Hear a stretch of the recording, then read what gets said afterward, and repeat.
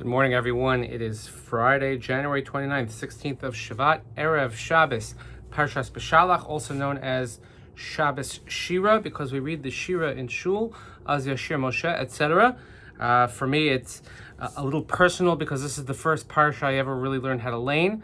Not because it's my parsha, but because it's my older brother's bar mitzvah parsha. So I always used to be around when he was having bar mitzvah lessons. So I guess I kind of learned through osmosis much of the Torah reading. I wanted to thank everyone for your kind wishes and wonderful gestures in memory of my beloved father, Zichrono Livracha, as we observe the Shloshim this week. As you could see, the jury has voted. And when I say jury, that's my wife. And I kept the beard. I actually trimmed it. First time in my life, I had never trimmed a beard before. I didn't know what to do. And I kept it for about 12 hours. And that's about all it lasted. So anyway, now I'm back to myself. As Rabbi Bernstein said the next morning I gave the Devar Torah in Shul, he said, "Oh, it's so nice to see Moshe giving the Devar Torah in Shul." So anyway, thank you everybody for your kind wishes. It really means a tremendous amount to our family.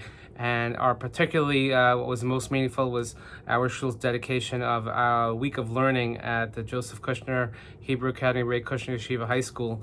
I know that was a place that was near and dear to my father, and he loved having 11 of his grandchildren going through that wonderful institution. Some are done, some are still there, and really a tremendous aliyah and neshama, so thank you.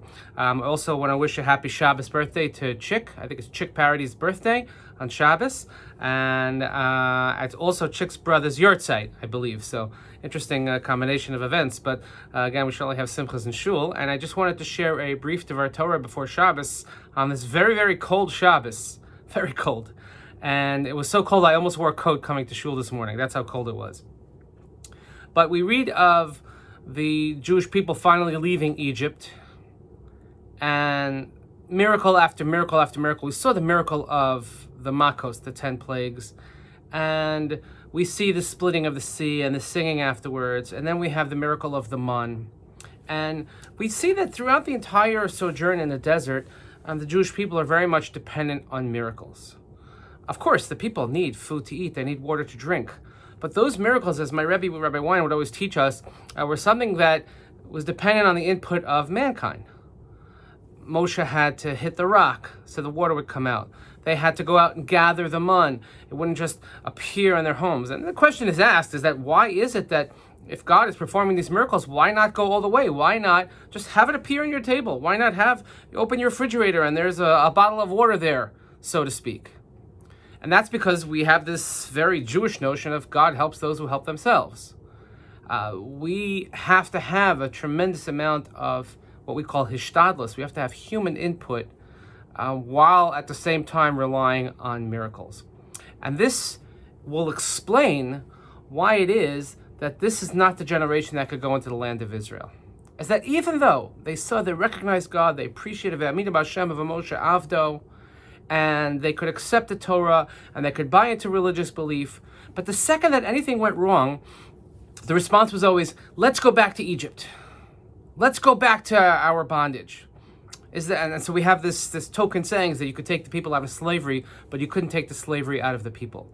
Is that they were so programmed, so institutionalized, that was automatically what they were drawn back to, is they couldn't even bring their own free choice. They didn't have real freedom in the sense that they could have their own input into their destiny.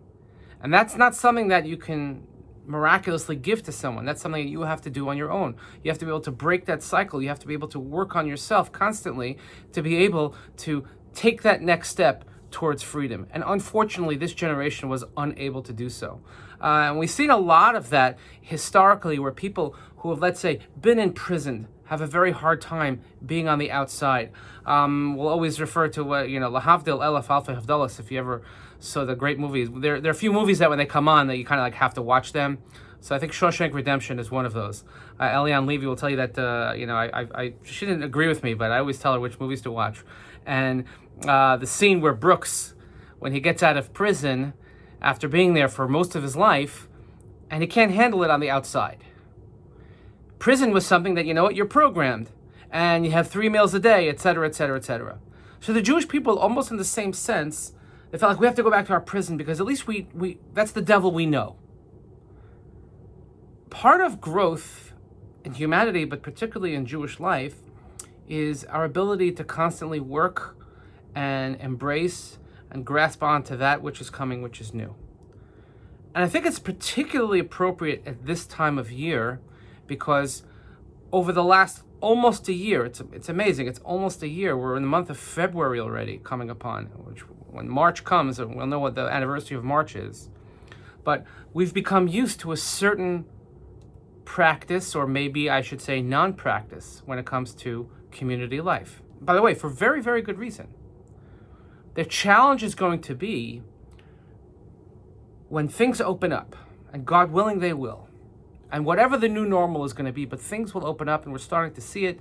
People are already getting the second doses of the vaccine, whatever your thoughts are on that, but things are definitely changing for the better.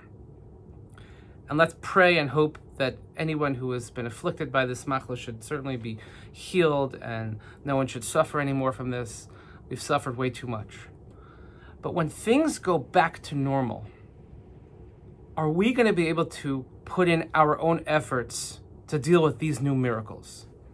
Are we going to be able to say, you know what, I have to break the pattern of what I've been doing or what I have not been doing and try something new, which means emerging back into society, particularly back into shul life?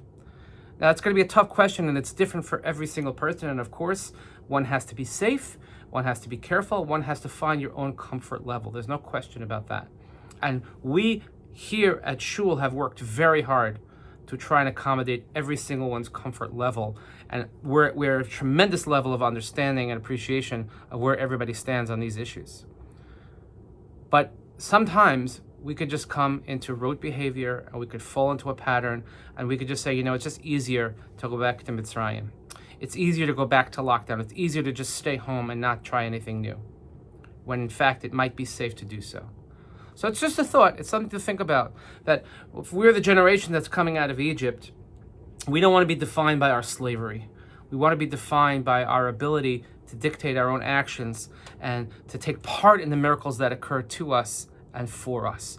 Much like we discussed last week when we spoke about Chodesh Hazeh Lachem, that the first mitzvah given to the Jewish people was investing in their own time and having a say in when the holidays would be.